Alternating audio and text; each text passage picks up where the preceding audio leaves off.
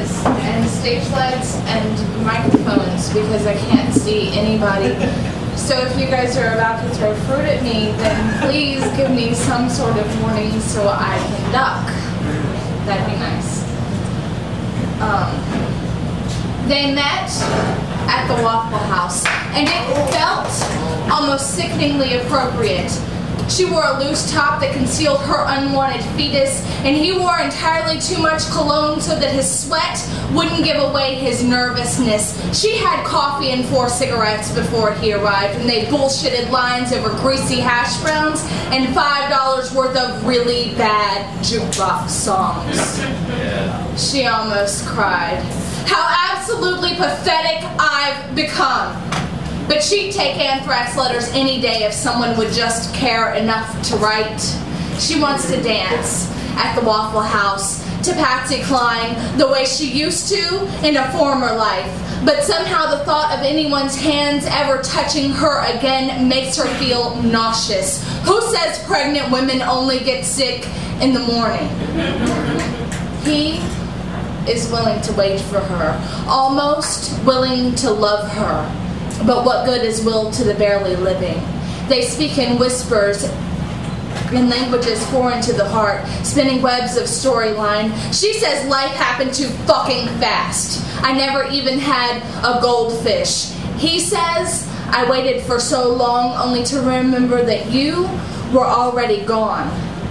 But neither is listening anymore, only waiting for another turn to talk, because sometimes you just need to hear the sound of your own voice. And mothers lie when they pretend not to know how delicious it is to talk to strangers. But how could we be strangers when you've lived next door my entire life? We are all just the same as babies, trying to find something to suck on so we won't cry out when we realize how hungry we really are.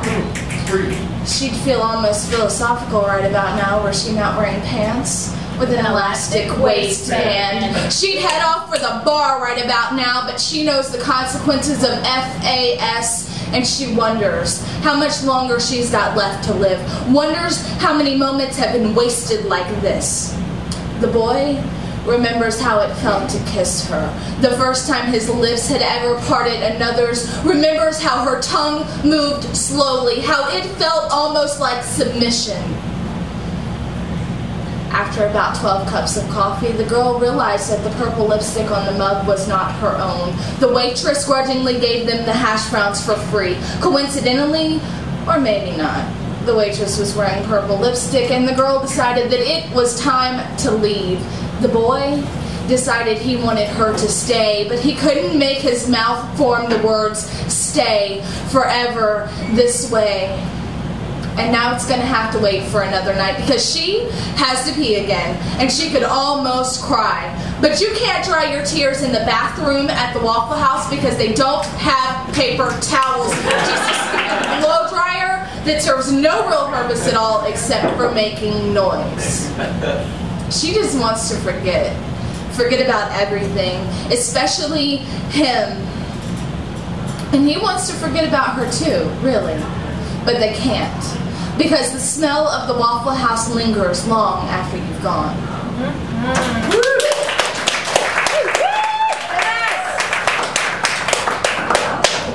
Fruit, that's nice. Okay. This is relatively new, so you'll have to bear with me. I hate microphones, in case you didn't know. Have we hurt each other enough to be forgiven yet? I'll do it again. I'll do it again. I swear I will. I feel cheap and dirty. Your hand over my mouth. Choked scream still lingers. Taste of you burns in my throat. I can't remember the last time you said you loved me, and I no longer burn to hear it, but I am still burning. Have I hurt you enough yet? Truth told, I like it better this way. What would you say if I told you I like it better this way? Your heart is racing. You are pushing, trying to reach deeper, though whether to bury your secrets or unravel my own, I cannot know. You are hurting me, but the tearing brings comfort of familiarity. Bruises are but battle scars, and I wear them proudly. I like your hands around my throat. I dig my nails in harder, nearly drawing blood as I pull them downward. You allow a growl to pass your lips, and I know that I have done it right. Does it hurt enough?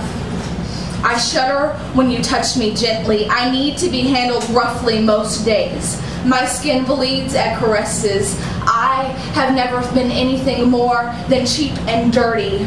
I like it better that way. I would have choked on your honey sweet words if you had ever been man enough to say them, and maybe it would have filled some aching void within me that summer, longing, lusting to be filled that summer, some relief from being so goddamn empty.